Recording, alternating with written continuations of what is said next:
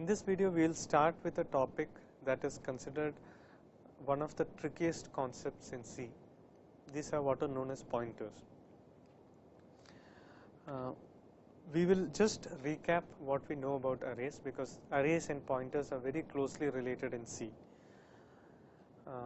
The memory allocated to any array has two components.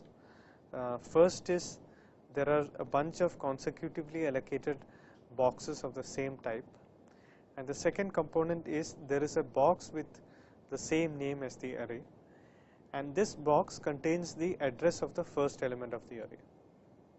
Okay, so that let's be clear with the help of a concrete example.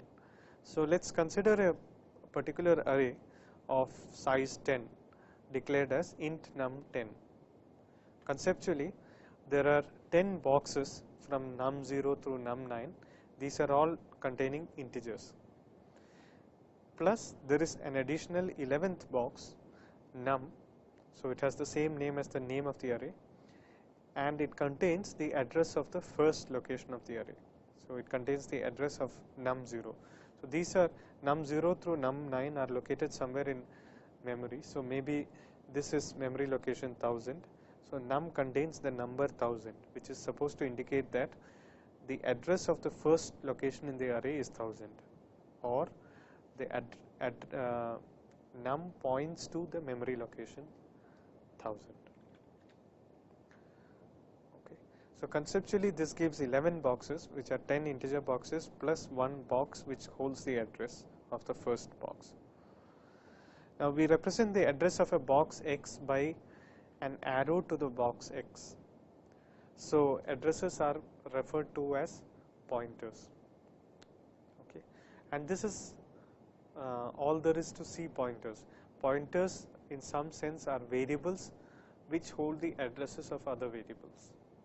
Okay, that's an exact description of the concept of pointers. Now we will see what that means and what can we do with pointers. Okay, let's just step back a minute and say what can we do with a particular box or particular variable in memory which is an integer. Okay, so that's very simple. For example, you can scanf into that box, you can print the value in that box, you can do arithmetic operations on that box like plus, division, modulo and so on, and you can do this for each of the boxes from num0 through num9, because each of them by itself is an integer. But we will also see a new operation, which is that you can take the address of a box. So we have already done this when we did scanf. So we mentioned AND of a variable. Okay, so we will see this AND operator in somewhat more detail. So suppose I want to take the address of num1 and store it in an address variable ptr. Okay, so what I am essentially saying is that you can say ptr equal to AND of num1. Okay. So num1 is an integer box, it's an integer variable, AND of num1 is the address of that integer in memory. Okay, so you assign it to the variable ptr, but every variable in C needs to have a type. What is the type of ptr? Okay, and how do you declare or define such a type, such a variable? Okay, now ptr holds the address of an integer. In C, you denote that by saying that the type of ptr is int star. Okay, so here is a new type that we are seeing for the first time. We are saying ptr is of type int star. Okay, just like you can say that if I have int a, you can say that a is of type int. Okay. In this case, we can say ptr equal to AND of num1. We have discussed right now, we have int num10, int star ptr, and ptr equal to AND of num1. So ptr is the pointer to an integer, but what does ptr equal to AND num1 really mean? So let's look at the memory status once we declare this size once you declare this array.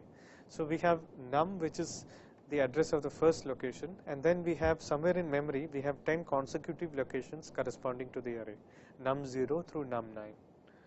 Okay. Now I declare int star ptr, so I create a box. Now this box is supposed to hold the address of some integer variable.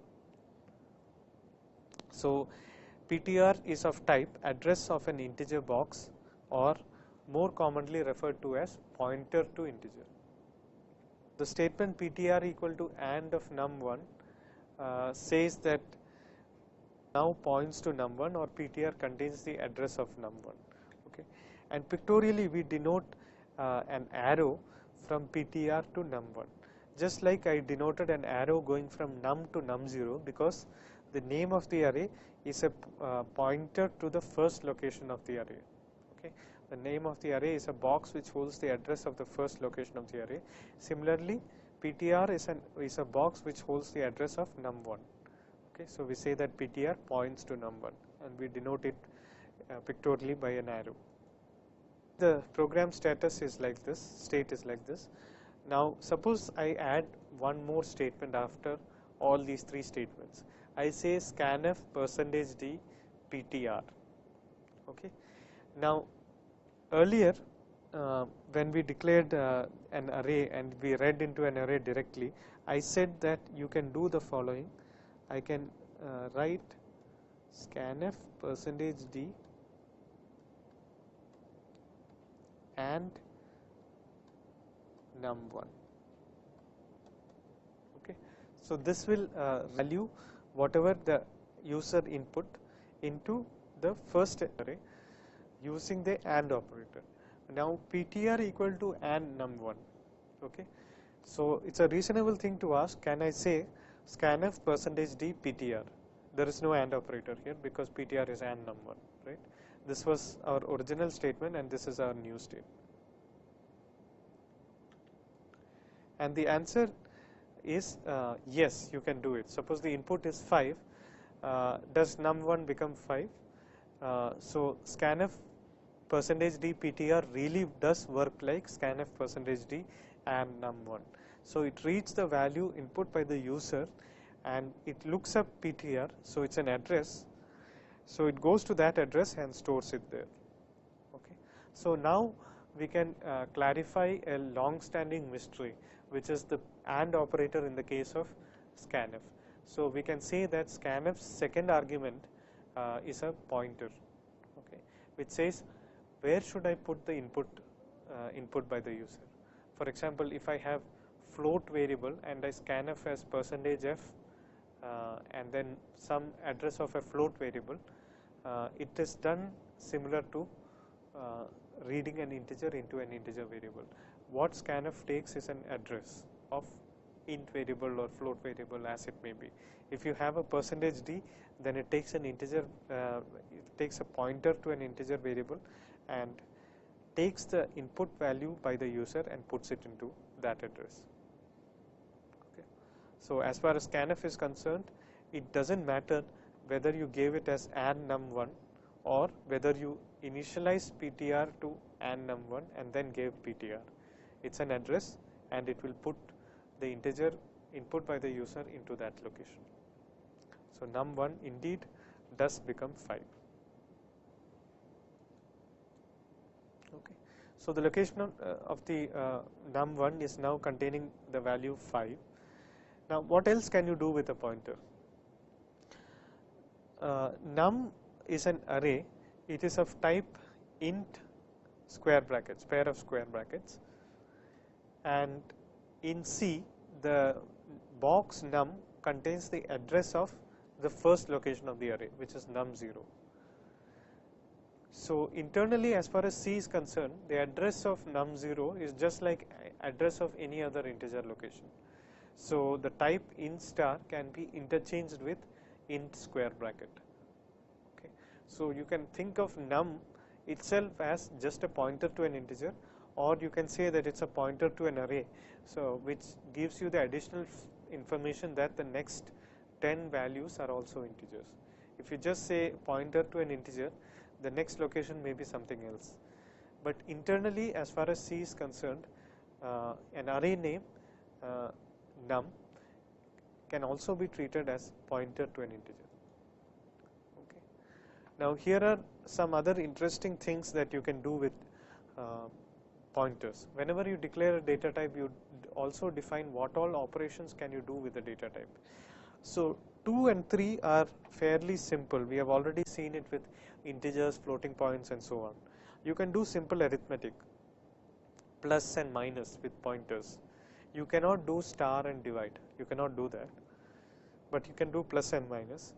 Similarly, if you have two pointers, you can test for equality, you can test for less than, you can test for greater than and so on, as though you were comparing ordinary integers. So 2 and 3 are what we have seen before, except that in 2 you can't do multiply and divide and modulo. All these things are not done with pointers, but addition and subtraction can be done. But there is a new operation which is dereferencing a pointer. We have not seen this operation before with earlier data types. What is dereferencing? Let me pictorially represent what it does. Suppose you have int star ptr and int a. So a is an integer variable and ptr is a pointer to int. If I want to store the address of a in ptr, I do it as follows: ptr equal to and a. Okay. So this means that take the address of a and store it in ptr. So now you can say that ptr points to a. Now I can also think of a reverse operation, which is ptr contains some address. Go look up that address, so that will be an int, and store that value in a. So that is what is known as the star operator, a equal to star ptr. This means that ptr is an integer pointer, so ptr will point to a location which contains an integer. Star ptr will take the contents of that location and store it in a. Okay. So this is known as the dereferencing operator. So the address operator takes an integer variable and stores the address in a pointer. The dereferencing operation takes a pointer, looks up that address and stores the value in a. Okay. So you can visualize the AND operator and the star operator as sort of reverse operations of each other. AND takes an integer and takes the address of that, star takes a pointer and takes the value of the address pointed to that. Dereferencing a pointer therefore gives you the value contained in the box pointed to by the pointer. Okay. The dereferencing operator is star. So if I say printf %d star pointer, what it will do is look up the location pointed to by ptr. In this case it is this integer box. The contents of that box is 5 and it will be printed. So the output will be 5, not for example the content of ptr. So the content of ptr may be like 1004. It will not print 1004, but what it's supposed to do is look up the location 1004. It contains the value 5, print that value. Okay. So star ptr is the box num1 and printing it gives you the output 5. Now can I consider a statement like star ptr equal to star ptr plus 5? Okay. This is perfectly legal. What this will do is star ptr is an integer value, right? It is equal to 5 because look up this location ptr, that's an integer, take that value which will be 5. So this will be 5 plus 5, 10. And where do you store it? You store it in the integer variable corresponding to star ptr. The integer variable corresponding to star ptr is num1. Okay. So I would have normally said num1 equal to star ptr plus 5, but num1 is the same as star ptr, so I can say star ptr equal to star ptr plus 5. So this will look up that location, add 5 to its contents and store it in that location. So num1 will now become 10. Similarly, you can consider other examples. For example, I can consider a statement like num of 2 equal to star num plus star ptr. Okay. the novelty here is that